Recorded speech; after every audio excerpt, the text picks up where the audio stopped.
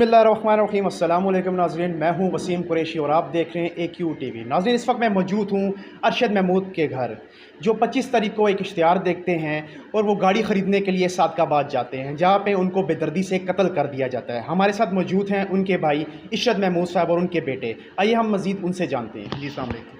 जी वालेकुम। सर, इस अफसोसनाक वाक़े के बारे में ज़रा हमारे नाज़रीन और सामीन को ज़रा बताएं। जी ऐसा हुआ है कि 25 तारीख की रात को मेरे भाई ने एक ऐड देखा था गाड़ी के लिए ना, तो वो उनसे राब्ते में था। 25 तारीख की रात को वो घर से चला गया, 26 को वो वहाँ पहुँचा है जनाब सुबह। तो वो रास्ते में ही करता रहा कि जहाँ कहीं जाता है वो अपने बेटे को साथ टैग था, व्हाट्सएप मैसेज करा था। मनीब नाम है मेरे भतीजे का, ये साथ ही आपके बैठा है। इसको बता था मनीब यहाँ मैं पहुँचा। 26 की सुबह 10 साढ़े 10 बजे वो सादकाबाद वहाँ पहुँचा है। तो उसने अपने बेटे को लास्ट जो मैसेज किया, बेटा मैं यहाँ पहुँच गया हूँ। तो वो पार्टी आ रही है, गाड़ी देखने वाली आ रही है। और 11 साढ़े 11 बजे उसका मोबाइल ऑफ़ हो जाता है, उसके बाद रब्ता को नहीं। और शाम को 6:30 बजे हमें 6 और 6:30 शाम को हमें इत्तला मिलती है, किडनैपर्स की तरफ से फ़ोन कॉल मसूल हुई हमें कि 2 करोड़ रुपये आप हमें दें। अगवाकारों की तरफ से जो कॉल मसूल है वो व्हाट्सएप पे मसूल हुई है या नंबर पे? ये कॉल मेरे नंबर पे आई थी ना, और ये मोबाइल नंबर वही था जो व्हाट्सएप पे गाड़ी के जो इश्तिहार था, और वो उसी नंबर से हमें कॉल भी मसूल हुई है। और जैसे कॉल हमें मसूल हुई, उन्होंने कहा कि आप 2 करोड़ रुपये हमें तवान दें, नहीं तो हम इसको यानी कि छोड़ेंगे नहीं, इसके शोरूम भेज दें और इसके घर भेज दें। आप समझ सकते हैं यानी कि अगवा का लफ्ज़ ही जो ऐसा होता है कि अगर ये छोटे बेटे थे, सिस्टर थी, उन्होंने सुनते सारी होश आवाज़ सुन के जनाब उन्होंने कहा हम कहाँ से दें, हम तो यानी कि गरीब लोग हैं, मिडिल क्लास के लोग हैं, हमारे पास तो इतनी रकम नहीं है, अमाउंट नहीं है। उन्होंने फिर मुख्तसर सी बात होती है कि शोरूम तो इसके है ही नहीं है। हमने कहा जी किसी आपको गलतफहमी हुई है, कौन सा शोरूम बेच दें, कौन सी प्रॉपर्टी बेच दें। अच्छा, अगवाकारों ने उसमें शोरूम का जिक्र भी किया कि आप वो शोरूम बेचें? जी बिल्कुल बिल्कुल, उन्होंने जिक्र किया, शोरूम का जिक्र भी है, हमारे पास रिकॉर्डिंग भी है, और घर ही इनको बेचें, 2 करोड़ रुपया तवान आप अदा करें। और उसके बाद ज़रा बात है, कोई बेटा सुने, भाई सुने, तो कैफियत क्या होगी उस ख़ानदान की, उस घर की। फिर हमने अपनी रेस कोर्स थाना है हमारे साथ ही पास ही है, 10 मिनट की मसाफत पे, हम शाम को ही वहाँ चले गए। तो तफ्तीशी जो थे वहाँ पे, उनसे फिर हमने अर्ज़ की ये सारी एप्लीकेशन लेके। फिर एक दोस्त थे हमारे वकील साहब, वो भी हमारे साथ गए। एप्लीकेशन दी थी, उसमें जो नंबर, जिस नंबर से आपको कॉल आई थी, वो नंबर आपने उसमें लिखा था? जी वो नंबर लिखा था, वो अभी भी हमारे पास दरख्वास्त मौजूद है। हमने उनको बताया था, उन्होंने तो पहले इनकार किया कि जी हमारे पास वकूआ यहाँ पे नहीं हुआ, तो आप सादकाबाद जाएँ। सादकाबाद आप देखें, मुँह से कहना तो बड़ा आसान है, अब 14-15 घंटे की ड्राइव है कि वहाँ सादकाबाद। हमने उनको अर्ज़ ये की SHO साहब को कि सर हम 1950 के यहाँ के मकामी हैं, हमारी हेल्प करें, आप कुछ दस्तरसी की जाए। लेकिन उन्होंने साफ इनकार कर दिया। और तफ्तीशी फिर हमने एक और भी उनसे बात की, जो हमारी दरख्वास्त के साथ आप इसके साथ टैग लगा दें ना, हाँ ई टैग लगा दें। उन्होंने पहले एग्री हो गई टैग लगाने के, उन्होंने तफ्तीशी को दी, फिर तफ्तीशी ने भी लेट टैक्सेस इस्तेमाल की। यानी कि आपने जब एप्लीकेशन दी उसको सबसे पहले एक्सेप्ट नहीं किया गया, वो आपकी दरख्वास्त ले नहीं रहे थे, ना ही उसको ई टैग लगवा रहे थे? जी बिल्कुल ऐसे ही है, बिल्कुल ऐसे ही। जब वकील साहब ने उनको थोड़ा बताया कि यार ये मसला मामलात हैं, आप ई टैग लगा लें दरख्वास्त, फिर ई टैग उन्होंने मान के फिर इनकार कर दिया। फिर तफ्तीशी ने हमें यानी कि 1-1.5 घंटा हमें मज़ीद वहाँ ज़लील ख्वारी कह सकते हैं, जिस बंदे के साथ देखें ये मामलात हादसात हुए हों, जो वकूअ से गुजरा, ये फीलिंग अब मैं जानता हूँ या अल्लाह जानता है या मेरे ख़ानदान वाले जानते हैं, वहाँ बाहर बैठे हम इंतज़ार है। फिर उन्होंने दरख्वास्त देने से भी मैंने इनकार कर दिया। जो एक एप्लीकेशन थी ना सिंपल, हमने देखा ये हमारा साथ ये रवैया इनका ठीक नहीं है, तो मैंने फिर जनाब अपने भतीजे छोटे भाई को और अपने कज़न हैं तैमूर को, इनको मैंने पंजाब साइड करवाना कहती। मैंने कहा देखें हम तो अपने भाई की दादरसी तो कर सकते, मैंने कहा हम तो इस तरह नहीं छोड़ सकते ना। फिर पंजाब के लिए चले गए। इरशद साहब, ज़रा हमारे नाजरीन और सामीन को ज़रा बताएं, जब आपने एप्लीकेशन मूव की अगवाकारों की कॉल के बाद, उस वक्त तक वो ज़िंदा थे, अल्हम्दुलिल्लाह हयात थे? जी बिल्कुल ये याद है जी। अगर पुलिस उस वक्त एक्शन लेना चाहती तो ले सकती थी?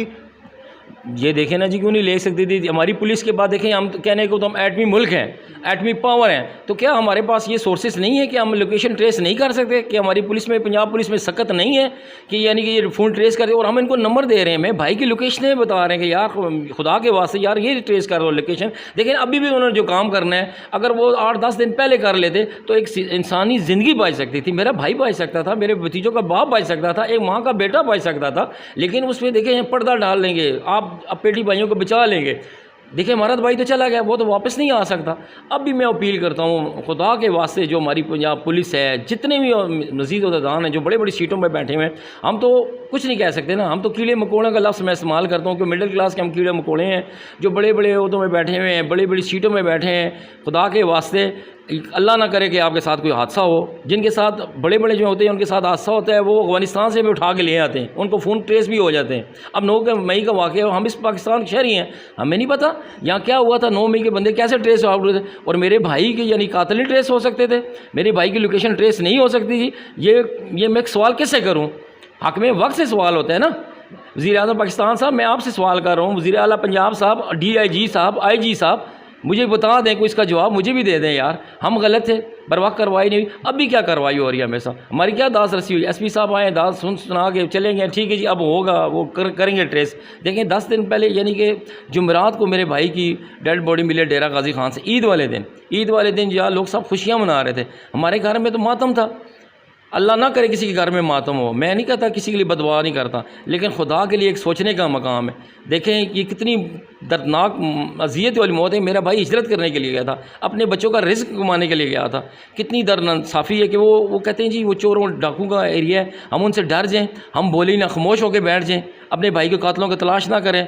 मैं एक ही बात आखिर में कहूँगा, खुदा के लिए हमारे से इंसाफ किया जाए, मेरे भाई के कातलों को कैफेदार तक पहुँचाया जाए और सरेआम फांसी दी जाए। बिल्कुल, जैसा कि आपने सुना, अरशद महमूद के भाई के अल्फाज आपने सुने, एक बहुत दिल खराश और अफसोसनाक वाक़या जिसकी जितनी मजम्मत की जाए कम है। हमारे साथ मौजूद हैं अरशद महमूद साहब के बेटे भी हमारे साथ मौजूद हैं। आइए उनसे जानते हैं कि उनकी अटैचमेंट कितनी थी, क्या वो वहाँ पे पहुँचे, उनसे रब्ता किया गया कि मैं पहुँच चुका हूँ। आइए मज़ीद उनसे जानते हैं।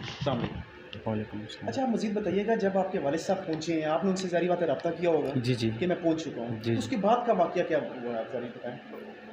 इधर से सुबह ना 10 साढ़े 10 बजे ना उनका लास्ट मैसेज आया था कि मैं वहाँ पे पहुँच गया हूँ। दुबई कैफ़े है उधर ही, वहाँ पे मुझे एक उनका बंदा ही है, वो मुझे पिक करने आ रहा है, फिर मैं उसके साथ आगे जाऊँगा, मैं आगे जाके आपके साथ कॉन्टैक्ट अच्छा करूँगा। मुनीब, इससे कबल आपके वालिद साहब ऐसे दूर दराज इलाकों में जाते रहे? जी, ये पेशावर हो गया, लाहौर, यहाँ से तो कुछ सेल परचेज़ के लिए काम से जाते रहे इस सिलसिले में।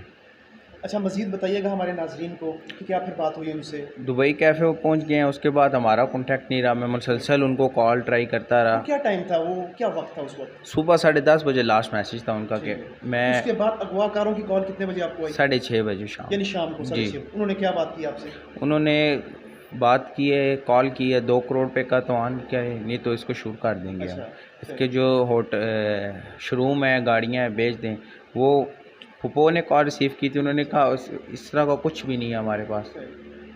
अच्छा मुनीब, जब ये कॉल आपको आई अगवाकारों की जब आपको कॉल आई, उसके बाद आप रेस कोर्स थाने भी गए, उसी कॉल के बाद ही आप गए होंगे रेस कोर्स थाने, एप्लीकेशन आपने मूव की है, जैसे कि आप उनके भाई ने भी हमें बताया है। मज़ीद आप बताएं कि पुलिस ने आपसे ताउन नहीं किया? बिल्कुल ताउन नहीं किया। उधर हम गए हैं, पहले उन्होंने कहा कि आप खुद राइट करो ना, FIR ख़ास एप्लीकेशन लिखें, और राइट करके दिए उनको। फिर उन्होंने SHO का वेट करते रहे 2 वो तफ्तीशी का नाम आपको पता है, जहन में है कोई? नहीं, तफ्तीशी का नाम नहीं पता।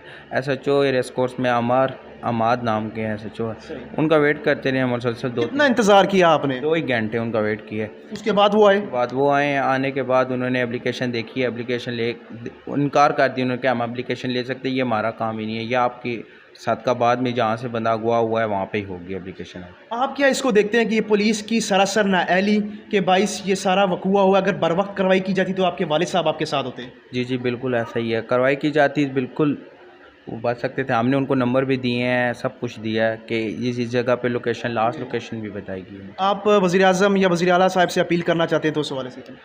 सबसे ये वज़ीर-ए-आज़म, वज़ीर-ए-आला, DIG सबसे अपील है कि इंसाफ़ किया जाए। इस तरह का ये पाकिस्तान में हम रहते हैं, कहीं और तो नहीं है कि इस तरह का तशद्दुद किया जाए यार इंसान पे। हमारे साथ तो हो गया, किसी और के साथ तो नहीं ऐसा हो। जी बिल्कुल, जैसा कि आपने सुना, उनके भाई की बात भी सुनी और इनके बेटे की बात भी सुनी। एक अफसोसनाक वाक़या और दिल खराश वाक़या है। इनका मज़ीद यही कहना था कि अगर पुलिस बर वक्त कार्रवाई करती, अगर एप्लीकेशन बर वक्त एक्सेप्ट होती, उस वक्त वो जो नंबर दिया गया था उसको ट्रेस आउट किया जाता, तो आज मुनीब के वालिद उनके साथ मौजूद होते।